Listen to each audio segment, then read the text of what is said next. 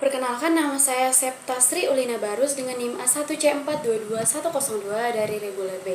Di sini saya akan menjelaskan mekanisme pencernaan pada Pisces, di mana video ini adalah pemenuhan UTS dari mata kuliah Fisiologi Hewan. Baiklah, mekanisme pada ikan memiliki beberapa organ atau pada mekanisme pencernaan ini banyak organ yang sangat berperan dalam mekanisme pencernaan. Contoh dari organ-organ itu yaitu mulut, faring, lambung, hati, pankreas, usus, dan berakhir di anus. Proses yang pertama yaitu pada mulut. Makanan akan masuk ke dalam mulut, di mana di dalam mulut ini dilengkapi dengan gigi atau struktur penjepit, dan tidak semua ikan itu memiliki gigi atau struktur penjepit. Dan mulut ini digunakan untuk mengunyah makanan. Setelah makanan masuk ke dalam mulut, makanan tersebut akan masuk ke dalam faring, di mana faring ini merupakan proses penjepitan atau pengunyahan makanan yang lebih lanjut. Selanjutnya, makanan tersebut akan masuk ke dalam lambung, di mana pada beberapa jenis ikan atau tidak semua ikan, di lambung ini berfungsi untuk mencerna makanan. Lambung ini mengandung asam lambung dan enzim pencernaan yang membantu untuk pemecahan makanan. Setelah makanan masuk ke dalam lambung atau mengalami proses pencernaan, lalu makanan akan masuk ke dalam hati, di mana di dalam hati ini di dalam usus, di mana di dalam usus ini merupakan proses utama terjadi. Usus ini akan menghasilkan enzim pencernaan dan mikroorganisme yang guna dari enzim dan enzim pencernaan ini yaitu untuk membantu menguraikan makanan menjadi nutrisi yang dapat diserap. Selanjutnya masuk ke dalam pankreas, di mana di pankreas ini ikan akan produksi enzim pencernaan, yang dimana guna dari enzim pencernaan yang ada pada pankreas ini yaitu untuk mencerna karbohidrat dan protein. Selanjutnya, setelah mengalami proses pencernaan yang ada di dalam pankreas ini, maka sisa makanan tersebut akan masuk ke hati, di mana hati ini juga menghasilkan enzim pencernaan yang dimana gunanya itu untuk memproduksi empedu dan digunakan pada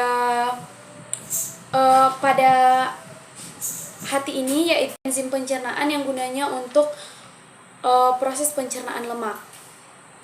Selanjutnya, setelah ke hati, makanan tersebut akan dilanjutkan ke dalam usus besar, di mana usus besar ini yaitu proses sebelum berakhirnya sisa-sisa makanan.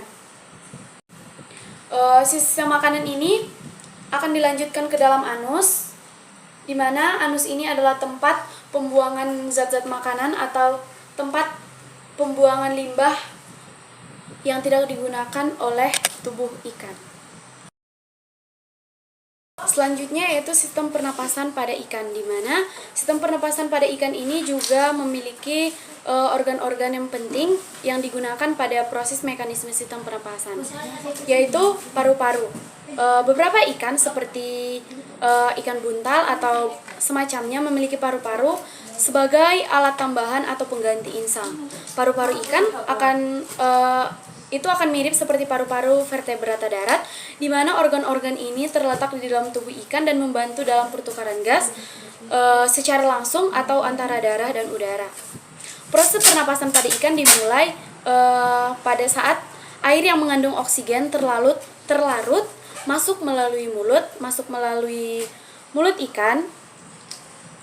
Selanjutnya kemudian melewati lembaran-lembaran insang.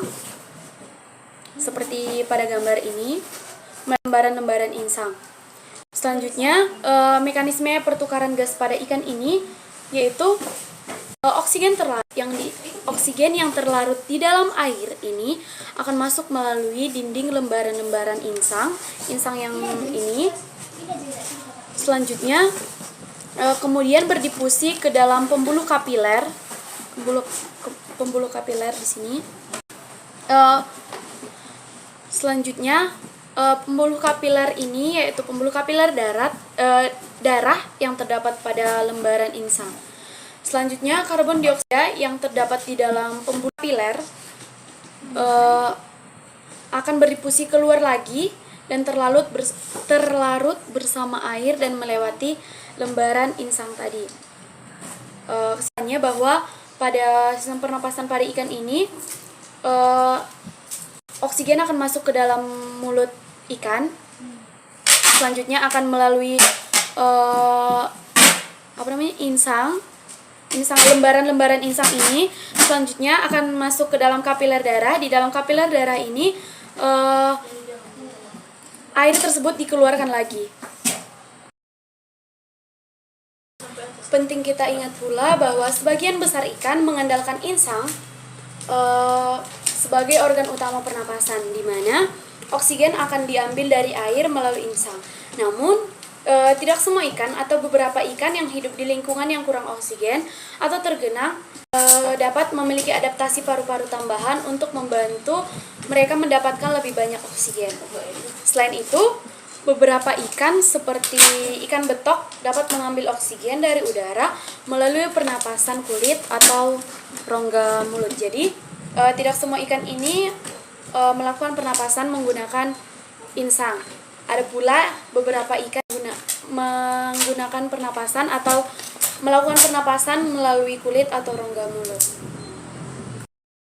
Selanjutnya akan kita lanjutkan untuk bahas mekanisme peredaran darah dan sistem dan organ-organ yang berperan dalam peredaran darah pada Pisces.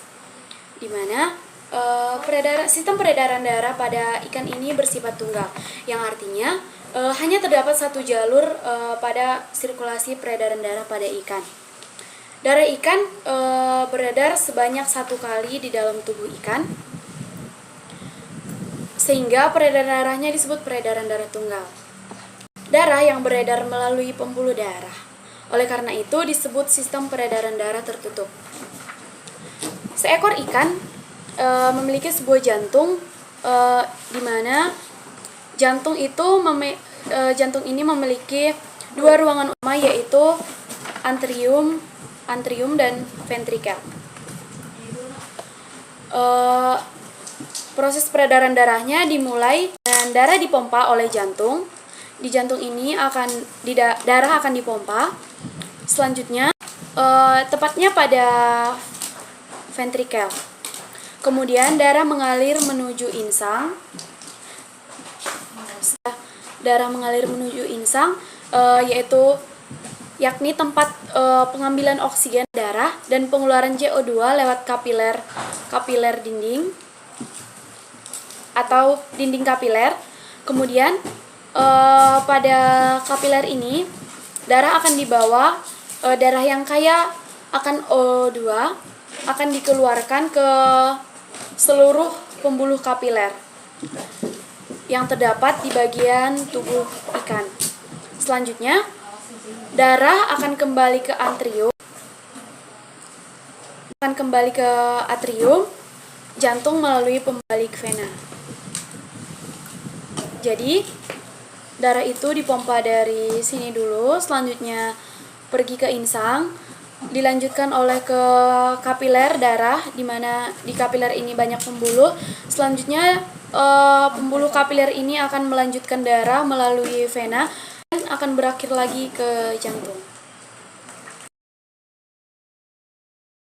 Namun tidak semua ikan itu memiliki sistem peredaran darah tunggal. Ada beberapa ikan pula yang memiliki sistem peredaran darah ganda, di mana beberapa jenis sistem ikan yang memiliki sistem peredaran darah ganda ini memiliki proses di mana darah itu akan mengalir melalui jantung sebanyak 2 kali dalam satu siklus peredaran darah. Siklus yang pertama itu darah akan dibawa ke dalam insang, di mana oksigen akan mengambil air, dan siklus kedua itu darah akan dibawa ke seluruh tubuh. Selanjutnya, sistem yang terakhir itu yaitu sistem ekskresi pada Pisces, di mana alat ekskresi ikan berupa sepasang ginjal yang memanjang atau opistonefros dan berwarna kemerah-merahan. Pada beberapa ikan seperti emas, saluran ginjal atau kemih menyatu dengan saluran kelenjar kelamin yang disebut saluran urogenital.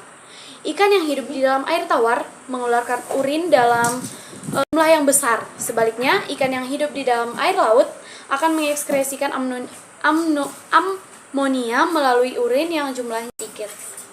Jadi, ikan yang hidup di dalam air akan mengeluarkan zat-zat sisa yang lebih banyak, sedangkan ikan yang hidup di air laut akan mengeluarkan lebih sedikit zat-zat sisa. Mekanisme pada Pisces ini atau ikan melibatkan penghilangan zat-zat sisa atau limbah di dalam tubuh ikan tersebut. Dan pada proses ekskresi ini tentunya Pisces akan membutuhkan organ-organ utama yang terlibat pada mekanisme ekskresi. Organ-organ yang terlibat pada mekanisme ekskresi ikan ini yaitu ginjal, kandung kemih, kulit, dan insang. Awalnya zat-zat sisa itu akan masuk ke dalam ginjal, di mana ginjal ini berfungsi untuk mengatur keseimbangan air dan elektrolit dalam tubuh, serta menghilangkan limbah metabolik seperti amonia, urea, dan zat-zat sisa lainnya. Ginjal ikan akan memiliki nefron yang mirip dengan ginjal manusia, di mana ginjal ini juga terdiri dari tubulus dan kapiler darah yang memungkinkan penyaringan dan reabsorpsi zat-zat penting saja. Selanjutnya, zat-zat sisa itu akan masuk ke dalam kandung kemih. Beberapa jenis ikan pula atau tidak semua ikan memiliki kandung kemih, di mana kandung kemih ini berfungsi sebagai organ penyimpanan sementara limbah seperti amonia, urea, dan zat sisa yang tadi.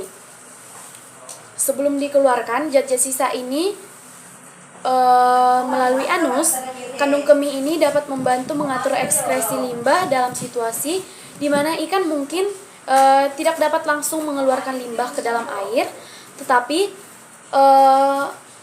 seperti pada saat di lingkungan yang kering. Selanjutnya, organ selanjutnya yaitu kulit dan insang. Beberapa ikan atau tidak semua ikan pula, terutama ikan air tawar yang hidup di lingkungan dengan air yang sirkulasinya itu atau kualitas airnya itu buruk, dapat mengeluarkan beberapa limbah melalui kulit mereka dan juga melalui ikan. Jadi, ikan yang hidup di air tawar atau seperti air jorok atau air yang berwarna kecoklatan itu akan mengeluarkan limbah tidak melalui anus melainkan melalui kulit ikan tersebut atau melalui insang. Proses ekskresi pada ikan ini juga membantu ikan untuk menjaga keseimbangan internal mereka dengan menghilangkan limbah dan zat-zat berbahaya dari tubuh ikan tersebut. Penting pula diingat bahwa mekanisme ekskresi pada ikan dapat bervariasi tergantung pada jenisnya dan kondisi lingkungan di mana ikan tersebut hidup.